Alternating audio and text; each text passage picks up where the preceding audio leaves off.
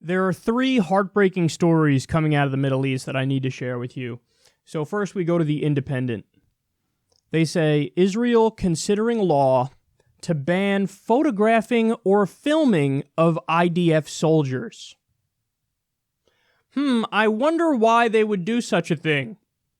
It's almost like they have something to hide. By the way, the penalty that people are floating is, I think, 5 years.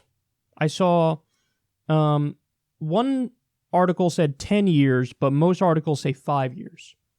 So they're considering about 5 years in prison for just filming IDF soldiers. Now, maybe this has something to do with the fact that there's been just a plethora of videos coming out of Israel that show how they've been killing and cracking down on peaceful Palestinian protesters.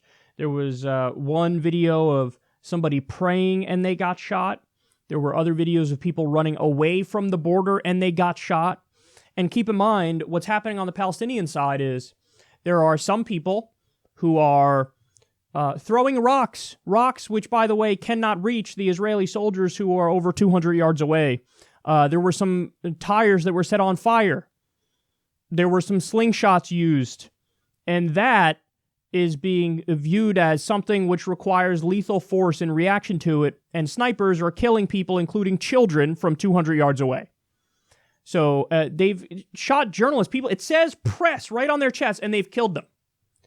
So that's why they are considering something like this, because, man, does it expose the ugly face of what they're doing when you just see it right in front of your eyes? You know, it's so gross, just at face value, that they're like, shit, we probably got to ban this. So that is absolutely terrible, and it shows only democracy in the Middle East. Weird how quickly you throw democratic values out the window, willy-nilly, when it suits your purposes. I mean, you're already in apartheid state doing illegal occupation, so bad enough to begin with. But look at how quickly, freedom of the press, my ass cheeks, get that out of here. That exposes the wrongdoings of our country. Let's just get rid of that. Sweep that under the rug. Throw them in prison for 5 years if they just record what you're doing.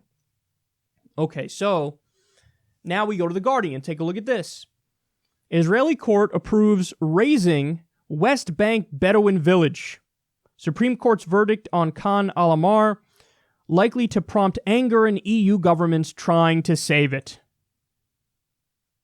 So it's a Palestinian Bedouin village in the West Bank, and they just approved demolishing a village.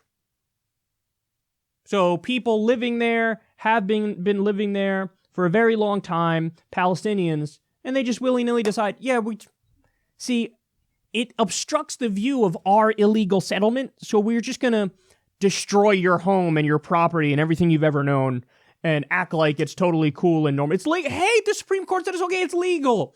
Fuck international law. Fuck the reality that there's an illegal occupation going on in the West Bank and they keep expanding and expanding and expanding in violation of international law. We don't care about that. We don't care about that at all. We don't care that you're going to lose your home and you're going to lose your property, you're going to lose everything you've ever known. We don't care that this makes us monsters. We don't give a fuck. It obstructs our view. It's kind of ugly. And you know what spin they're putting on it? I love this. They act like, well, you know, building codes are the problem. Are you fucking kidding me? You're not even supposed to be on that land under international law. Get the fuck out. You're concerned about building codes on land that's not your land. That's Palestinian land. How about the world should be concerned about your illegal occupation, which you shouldn't be doing in the first place? So, unbelievable. They just, this should be huge news, but I don't see that much coverage of it. That they just casually decide, we're just going to destroy that village with all those people living there and just fucking move them wherever the fuck we want to move them to get them out of our way. What a fucking sick joke that is. And then there was also, one of the people who lived in the nearby settlement that was complaining that this village obstructed their view is related to one of the people on the Israeli Supreme Court. Did they recuse themselves? Nope. So it's just settler colonial bullshit, and it's so clear for everybody to see, and it's disgusting.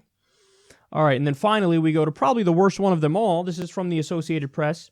Israel's Supreme Court rejects human rights groups' request to declare it unlawful for soldiers to shoot unarmed civilians. Let me repeat that. Israel's Supreme Court rejects human rights groups' request to declare it unlawful for soldiers to shoot unarmed civilians. So it is now lawful, it is legal in Israel to shoot unarmed civilians. Well, if that doesn't tell you everything you need to know about what's happening now over there, nothing does.